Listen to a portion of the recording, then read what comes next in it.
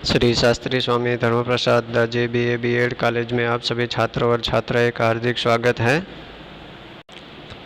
छात्र और छात्राएं, आज हम TYBA सेमेस्टर 5 में हिंदी में मेला आंचल उपन्यास की जो समीक्षा है इसके बारे में अभ्यास करेंगे। ध्यान से सुने। भाग 1 के बारे में। मेला आंचल हिंदी साहित्य के सुप्रसिद्ध आंचलिक उपन्यासकार फणीश्वरनाथ रेणु का एक सर्वश्रेष्ठ उपन्यास है। यह एक आंचलिक उपन्यास है जिसका प्रकाशन सन 1954 में हुआ था।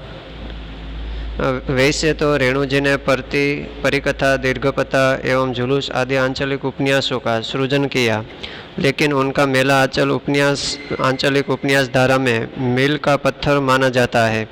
रेणु जी के मेला आंचल से हिंदी उपन्यास में एक नए अध्याय का प्रारंभ हुआ है। यह उपन्यास अपने कथ्य, संवाद, शिल्प एवं भाषा में पूरी तरह नया है। आलोच्य उपन्यास में स्वतंत्रता के बाद देश दशा की राजनीतिक विचारधाराओं के बदलते स्वरूप का सजीव और सफल चित्र प्रस्तुत हुआ है। रेणु जी ने इस उपन्यास में अपनी तटस्थ विचारधारा को पाठक वर्ग के सामने रखने का विनम्र प्रयास किया है। बिहार के पूर्णिया जिले के मेरीगंज जैसे एक पिछड़े अंचल को रूपक बनाकर रेणु जी मानो पूरे भारत का चित्र ही पाठक के सामने रख देते हैं। माना जाता है कि उनकी इस सफलता में मेला आंचल के कथ्य और शिल्प की नवीनता का प्रमुख योगदान है। पहले संस्करण की भूमिका में रेणु जी ने मेला आंचल की आंचलिकता के संदर्भ में लिखा है। यह है मेला आंचल एक आंचलिक उपन्यास। कथानक है। पूर्णिया बिहार राज्य का एक जिला है। इसके एक ओर है नेपाल, दूसरी ओर है पाकिस्तान और पश्चिम बंगाल। और मैंने इसके एक हिस्से के एक ही गांव को पिछड़े गांव का प्रतीक मानकर इस उपन्यास का कथा क्षेत्र बनाया है। इसमें फूल भी है, शूल भी है, धूल भी है, गुलाल भी, कीचड़ भी, वे चंदन भी, सुंदरता भी है, कुरूपता भी। मैं किसी से भी दामन बचाकर निकल नहीं पाया। तो यहाँ रेणु जी ने मेला आंचल उपन्यास की जो समीक्षा बताई है, इसमें हम देख सकते हैं कि सभी उपन्यासकारों में से सर्वश्रेष्ठ उपन्यासकार रेणु जी का नाम भी आता है। वो आंचलिक उपन्यास भी प्रसिद्ध लिखी है। इसका प्रकाशन 1954 में भी हुआ था। यहाँ रेणु जी ने परिकथा और दीर्घकथा एवं जुलूस आदि आंचलिक उपन्यासों का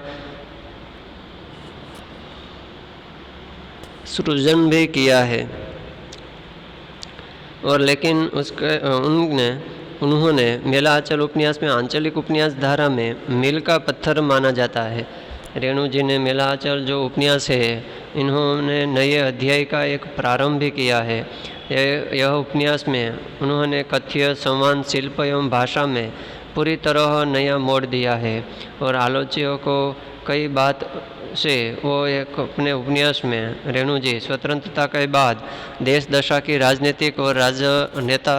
राजनीतिक विचारधाराओं के बदलते स्वरूप का सजीव और सफल चित्र भी उन्होंने इस समीक्षा में प्रस्तुत किया है। रेणु जी ने इस उपन्यास में अपनी तटस्थ विचारधारा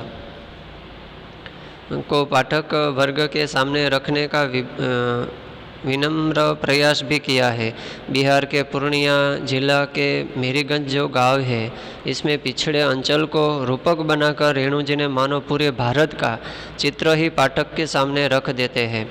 यहाँ माना जाता है कि रेणु जी ने अपनी सफलता में मेला आंचल के कथ्य और शिल्प की जो नवीनता का प्रमुख योगदान दिया है, वह एक संस्करण की भूमिका में रेणु जी ने जो मेला आंचल की आंचलिकता को अपने संदर्भ में रखकर जो लिखा है, वो बढ़िया है कि इस आंचलिक उपन्यास में एक कथानक है। पूर्णिया बिहार राज्य का एक जो जिला है, इसके एक और नेपाल है तो दूसरी ओर पाकिस्तान का एरिया सामने आते हैं तो पश्चिम की ओर बंगाल आते हैं। तो इसके एक हिस्से के ही एक गांव को, यानी कि पिछड़े गांव का प्रतीक मानकर इस उपन्यास के कथा क्षेत्रों को उन्होंने यह समीक्षा में निरूपित किया है। इसमें बताया है, आगे भी हम पढ़ चुके हैं कि वो फूल भी है, शूल भी है, धूल भी है, गुलाल भी है, कीचड़ मानो तो कीचड़ भी है और चंदन मानो तो चंदन भी है। और इस उपन्यास को, मेला आंचल उपन्यास को सुंदरता मानो तो सुंदरता भी है, कुरूपता मानो तो कुरूपता भी है। तो यहाँ किसी से दामन बचाकर निकल नहीं पाया है, सभी को इसमें सम्मिलित किया गया है। इसके आगे देखते हैं उपन्यास कला के तत्व के आधार पर मेला आंचल की तात्विक समीक्षा।